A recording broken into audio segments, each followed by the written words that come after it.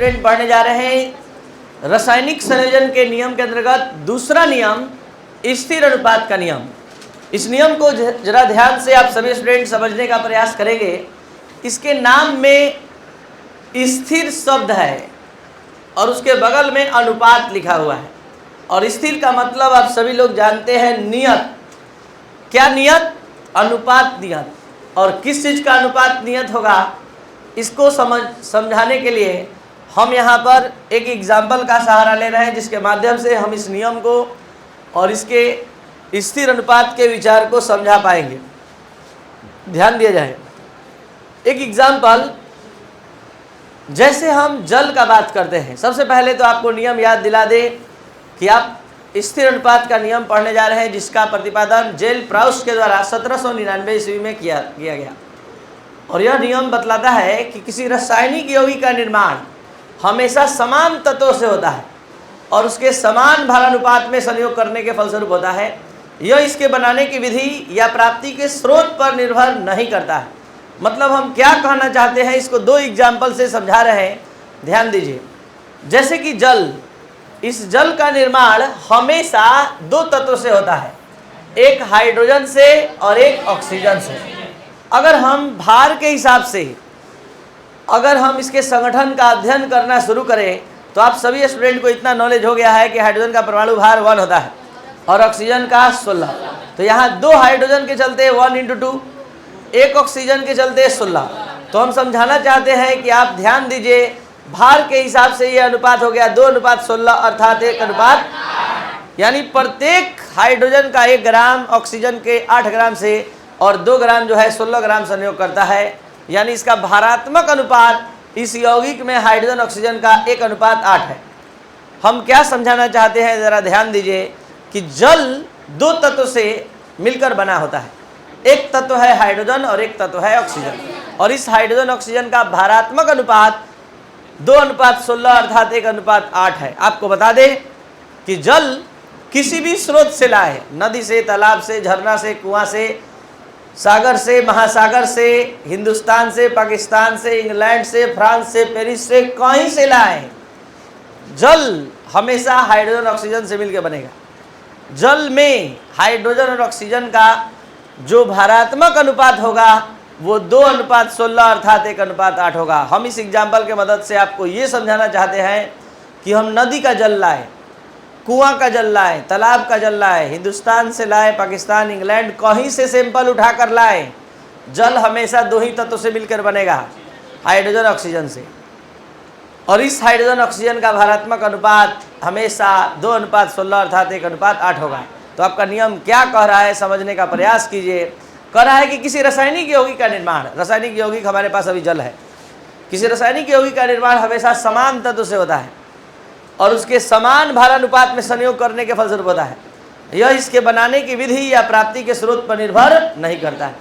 हम इस नियम को एक और एग्जाम्पल के मदद से समझा रहे हैं।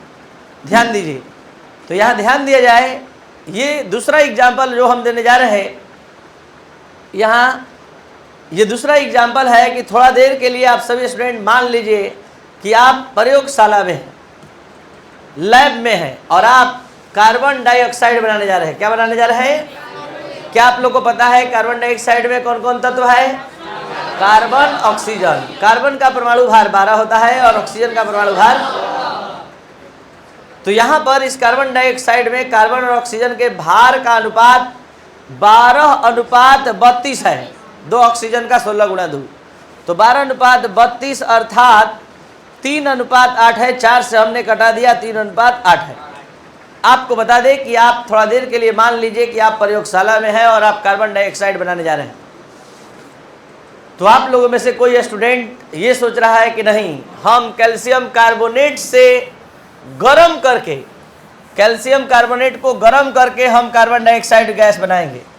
तो CaCO3 को गर्म करके CaO और CO2 बना दिया। आप लोगों में से कोई स्टूडेंट सोच रहा है कि नहीं, कि हम कोक को जला के, कोक कार्बन को जला के डायरेक्ट हम CO2 बना देंगे।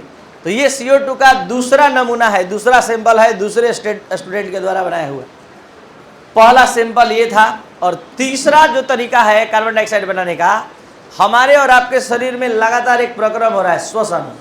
श्वसन में क्या होता है कि जब जब आप सांस लेते हैं तो श्वसन के दौरान आप ऑक्सीजन लेते हैं, आप जैसा जानते हैं, और CO2 छोड़ते हैं। तो कैसे छोड़ते हैं देख लीजिए।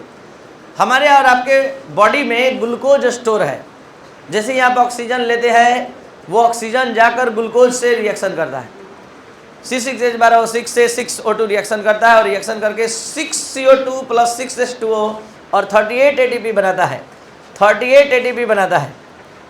तो ये है ऊर्जा का पैकेट, एडिनोसिन ट्राइफॉस्फेट। ये बायोलॉजी का रिएक्शन है, रिस्पायरेशन, श्वसन का, और यही श्वसन प्रक्रिया का रिएक्शन है। यहाँ भी हम देख रहे हैं कि एक नया CO2 का सैंपल तैयार हो गया। यहाँ भी CO2 का सैंपल तैयार हुआ है, और यहाँ भी 3 अलग अलग तरीके से CO2 बना है।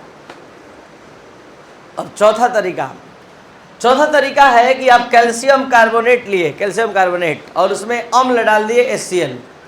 तो अम्ल डाल दिए HCl, तो यहाँ भी CaCl2 + CO2 + H2O बन गया।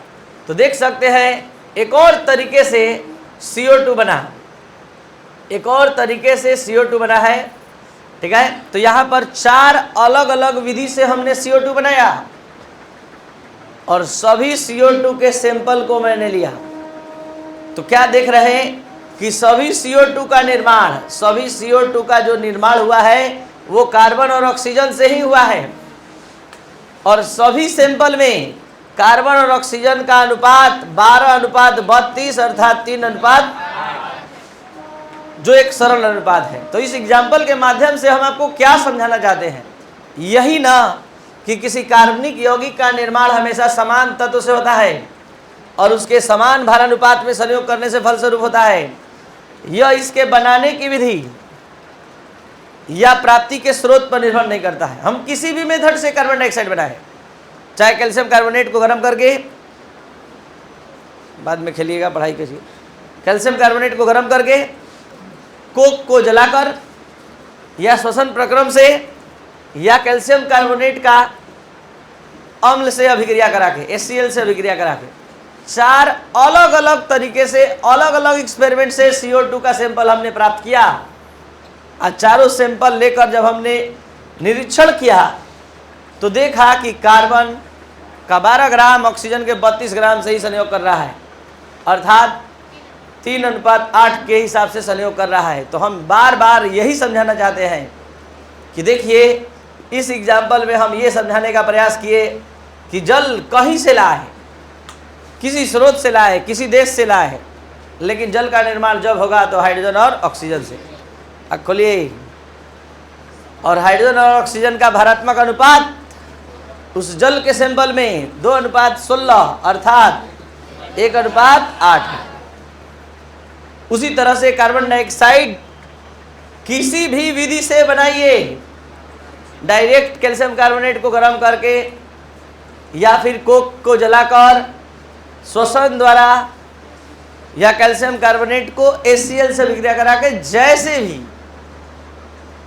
हर सैंपल में कार्बन डाइऑक्साइड कार्बन ऑक्सीजन से ही मिलकर बना है, और प्रत्येक सैंपल में कार्बन ऑक्सीजन का जो भारात्मक अनुपात है 3:8। तो जो इस नियम का एक एक शब्द बना है, जो लिखवाया गया है, वो यहाँ दिख रहा है। क्या दिख रहा है कि एक यौगिक है CO2, तो किसी रासायनिक यौगिक का निर्माण हमेशा समान तत्वों से होता है और उसके समान भारानुपात में संयोग करने से होता है। यह इसके बनाने की विधि या प्राप्ति के स्रोत पर निर्भर नहीं करता। यही है स्थिर अनुपात का नियम। तो क्यों नाम पड़ा इसका स्थिर अनुपात? क्योंकि जो यौगिक को बनाने वाला तत्व है, जैसे ये यौगिक है तो इसको बनाने वाला तत्व कौन है? उसका अनुपात स्थिर है। ये समझाने का प्रयास किया जा रहा है कि आप 4 अलग अलग तरीके से CO2 बना लिए, लेकिन सभी सैंपल में C और O का अनुपात स्थिर है। यही है स्थिर अनुपात का नियम। अगर आपको ये वीडियो लेक्चर अच्छा लगा तो आप इसको जरूर शेयर और सब्सक्राइब करें। Thank you. लिखा जाए। अगर आप लोगों में से कुछ स्टूडेंट ऐसे भी हैं जो इसको अच्छे से समझना चाहते हैं, एक बार लिखा हुआ भी एक एक लाइन, तो लीजिए एक एक लाइन भी देख लीजिए एक बार फिर से, 2 मिनट में एक बार फिर से। इस नियम का प्रतिपादन जेल प्राउस्ट के द्वारा किया गया 1799 ईस्वी में। इस लाइन का, इस नियम का एक एक स्टेटमेंट देख लीजिए। किसी रासायनिक यौगिक का निर्माण हमेशा समान तत्वों से होता है और उनके समान भारानुपात में संयोग करने के फलस्वरूप होता है। यह इसके बनाने की विधि या प्राप्ति के स्रोत पर निर्भर, जैसे आपको यहाँ समझाने का प्रयास किया गया है कि प्रयोगशाला में CO2 का निर्माण निम्नलिखित प्रकार से होता है। तो पहला निर्माण CaCO3 को गर्म करके, दूसरा निर्माण कोक के दहन के द्वारा, तीसरा निर्माण श्वसन के द्वारा। ये तीनों प्रक्रम में CO2 बना है। और अब चौथा प्रक्रम है CaCO3 का HCl से। अलग अलग सैंपल प्राप्त हुआ, अलग अलग तरीके से प्राप्त हुआ। इन सभी CO2 के नमूने को अगर यहाँ पर अध्ययन करें, परीक्षण करें, तो उपयुक्त सभी विधि से प्राप्त CO2 के नमूने में कार्बन और ऑक्सीजन का भारात्मक अनुपात 12:32 अर्थात 3 अनुपात, जिससे स्पष्ट होता है कि यह उदाहरण स्थिर अनुपात के नियम की पुष्टि करता है। यह इस उदाहरण में स्थिर अनुपात के नियम की पुष्टि हो रही है।